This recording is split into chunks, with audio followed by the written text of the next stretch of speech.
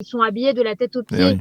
Ils sont protégés, donc il faut qu'ils enlèvent cette espèce Les d'énorme combinaisons. costume, qu'ils aillent à l'autre bout de l'hôpital, à la cafétéria.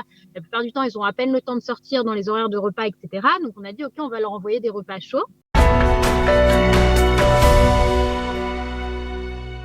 Eh bien, nous sommes en ligne avec Myriam Shermer. Myriam, bonjour, Boker Tov. Boker Tov, Daniel. Alors, on vous connaît bien comme observatrice, on va dire avisée de la société israélienne. Vous intervenez sur différents médias pour parler de ce qui se passe dans la réalité israélienne, que ce soit la réalité politique ou la réalité sociale. Et là, peut-être, on va parler de l'aspect peut-être plus social, parce que vous êtes à l'origine d'une initiative, on va dire une initiative extrêmement émouvante et extrêmement efficace. Il s'agit, expliquez-nous, de livrer dans les hôpitaux qui, on le sait aujourd'hui, sont quasiment submergés, enfin, on va dire, croulent sous le poids des malades, en particulier des départements coronavirus, des repas, des plateaux repas. Expliquez-nous de quoi il s'agit plus précisément. Oui, alors il faut rendre à César ce qui est à César. C'était pas mon idée à l'origine. En fait, lors de la première vague, il y a tout de suite, donc l'année dernière, il y a presque un an maintenant, en mars-avril l'année dernière, il y a tout de suite plusieurs groupes Facebook qui se sont formés pour soutenir les équipes médicales et notamment les médecins qui étaient sur le front. Il y avait vraiment diverses initiatives. Ça allait du babysitting pour les couples de médecins aux livraisons de repas, on leur tricotait des petits trucs qu'ils mettaient derrière la tête pour que le masque tire moins derrière les oreilles. Enfin, il y avait vraiment une espèce d'enveloppe comme ça où les médecins ont vraiment été énormément soutenus lors de la première vague. Il y avait plus de bénévoles que de médecins. Enfin bon, il y avait un vrai besoin dans la population, je pense, de donner ce soutien. Et comme beaucoup de choses, malheureusement, la première vague est retombée, la deuxième est arrivée, puis finalement aujourd'hui, il y a moins de mobilisation dans la population. C'est bien normal, on est tous extrêmement fatigués mentalement. Sauf que malheureusement aussi, cette troisième vague, elle est beaucoup plus importante que la première en termes de malades et en termes de morts. Et donc, j'ai une amie qui est interne dans le service Corona à Ichilov, donc l'hôpital de Tel Aviv, l'hôpital central de Tel Aviv. Et je voyais ses posts Facebook vraiment où on sentait l'extrême fatigue, l'extrême désarroi même psychologique, j'ai envie de dire, des équipes face à ce qui leur arrive actuellement.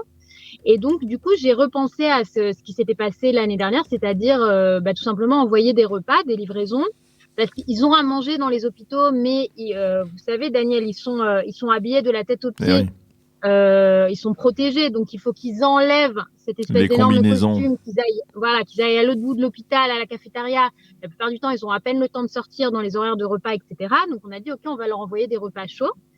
Et ça s'est fait très simplement avec des voisins, des amis, comme ça. Vraiment, j'ai rassemblé, j'ai fait un appel de dons assez simple, assez modeste. Et du coup, à chaque fois, on envoyait. C'est simple parce que comme j'ai cette amie-là, à chaque fois, elle me donne un numéro de téléphone d'un médecin qui est présent dans le service. On donne au livreur un numéro de téléphone. On envoie à manger pour 15-20 personnes. Et voilà. Et en fait, c'est un repas chaud le soir, notamment avant le service de nuit. Et ça leur fait un bien fou, quoi. Et il y a combien de personnes, c'est-à-dire c'est uniquement à l'hôpital Ichilov ou vous avez élargi cela à d'autres hôpitaux? Alors, du coup, moi, je me suis focalisée sur Ichilov, mais ça a essaimé. C'est-à-dire que j'ai une voisine qui s'est dit, tiens, moi, je vais faire Wolfson. Mais après, honnêtement, il y a vraiment pas que moi. Hein. C'est-à-dire qu'il y a encore des gens sur ces anciens groupes Facebook qui étaient plus actifs l'année dernière, qui se sont remobilisés cette fois-ci. Et en fait, j'appelle les gens qui nous écoutent maintenant. C'est très facile à faire, en fait. Il n'y a même pas besoin de connaître un médecin ou une équipe médicale sur place. Il suffit d'envoyer et de donner le numéro de téléphone du service Corona du médecin de l'hôpital de votre ville.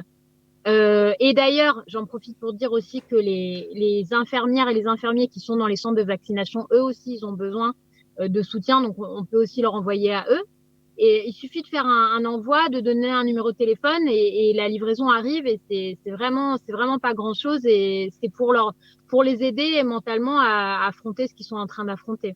Alors, je vais utiliser vos compétences et votre expertise justement d'observatrice. Justement, quel regard vous portez sur justement cette situation? On a beaucoup parlé ces derniers jours des hôpitaux gouvernementaux, des hôpitaux publics, de leurs difficultés à faire face de la saturation des départements Corona. Quel regard vous portez sur cette situation? Parce que d'un côté, on a l'impression que la santé publique en Israël réussit certaines prouesses assez étonnantes, en particulier dans le domaine de la vaccination, les coupes à Trollim, etc. Et de notre côté, on a le sentiment qu'il y a un manque, il y a des carences dans le système de santé publique accumulées au cours des années. Quel regard vous portez sur ce qui nous arrive actuellement?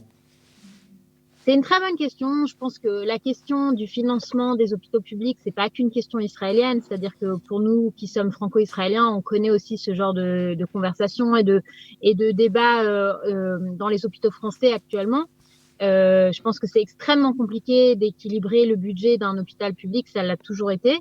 On a beaucoup parlé en Israël à chaque fois d'un système de santé défaillant, et il est certain en plus qu'avec la natalité qu'on a en Israël, c'est très difficile de tenir le rythme en sachant que la population augmente très régulièrement. Maintenant, ce qu'il faut quand même savoir, c'est qu'on a bien vu dans cette épidémie que le système de santé a fait des prouesses et que Dieu merci, on a une mortalité très basse par rapport aux autres statistiques malheureuses dans le monde. C'est-à-dire que notre système, bien que surchargé, arrive à soigner les malades comme il faut. Maintenant, il faut quand même savoir que mon amie donc qui travaille à Echilov, Oui. elle m'a dit plusieurs fois que elle, justement, sa façon de partager sur les réseaux sociaux, ça lui avait été reproché par l'administration de son hôpital, qui n'avait pas envie que les gens aient l'impression que l'hôpital ne tenait pas le coup et que les équipes étaient en train de craquer. Pourquoi? Notamment parce que si jamais il y a une trop grosse pression publique et qu'on se rend compte que les équipes ne tiennent pas, alors on va faire pression sur certains hôpitaux, par exemple, pour arrêter les opérations, ce qu'on appelle électives en hébreu. Je donne un exemple, c'est par exemple une césarienne qui est programmée pas par besoin médical, mais parce que c'est le souhait de la personne, de la maman qui va accoucher, ou de toute autre opération qui n'est pas considérée comme urgente, qui ne va pas sauver des vies, et donc qui en temps d'épidémie peut être considérée comme superflue ou pas nécessaire, mais c'est ce genre d'opération qui fait rentrer de l'argent dans les caisses de l'hôpital. Et donc, l'hôpital doit toujours tenir ces deux rênes d'un côté, c'est-à-dire tenir face à l'épidémie et soutenir les équipes comme il faut, et d'un autre côté, tenir son budget. Et c'est étonnant parce que d'une certaine manière, ça permet justement à la population de se sensibiliser à ce qui se passe à l'intérieur des hôpitaux, parce qu'on a du mal à imaginer, mais celui qui fréquente, comme votre serviteur depuis 2 mois, les hôpitaux israéliens, eh bien, voit à quel point, eh bien, les gardes, ce sont des gardes de 24 heures, que l'on voit un médecin le matin à 9 heures du matin et qui peut être là le lendemain à 8 heures encore après avoir fait 24 heures de garde. Il y a une manière aussi de sensibiliser, et peut-être que ce genre de poste, et c'est justement un poste qui permet de mieux comprendre la réalité. Ben, l'administration, je pense qu'elle était un peu ambivalente, c'est-à-dire que d'un côté, elle avait reproché ça à mon ami parce que qui voulait pas trop que ça sorte. D'un autre côté, quand on a pris des photos avec les médecins en tenant leur pizza ou tenant leur hamburger, ils étaient contents et ils ont eux aussi remercié officiellement. Donc, je pense qu'ils sont un peu ambivalents par rapport à ça. Mais je tiens quand même à rappeler qu'il y a 15 jours de ça, malheureusement, il y a un accident tragique qui est arrivé à Echilov. C'est une erreur humaine qui a fait qu'un malade de Corona de 47 ans est décédé, pas parce qu'il était trop malade, mais parce qu'il a été débranché de sa machine de réanimation et que les équipes étaient tellement surmenées qu'elles s'en sont pas rendues compte en fait. Elles n'ont pas fait attention et il a été débranché pendant 3 longues minutes et malheureusement il est décédé et aujourd'hui l'hôpital va probablement devoir payer des millions et des millions en dommages et c'est vraiment et suite à ça, l'administration de l'hôpital premièrement est venue défendre les équipes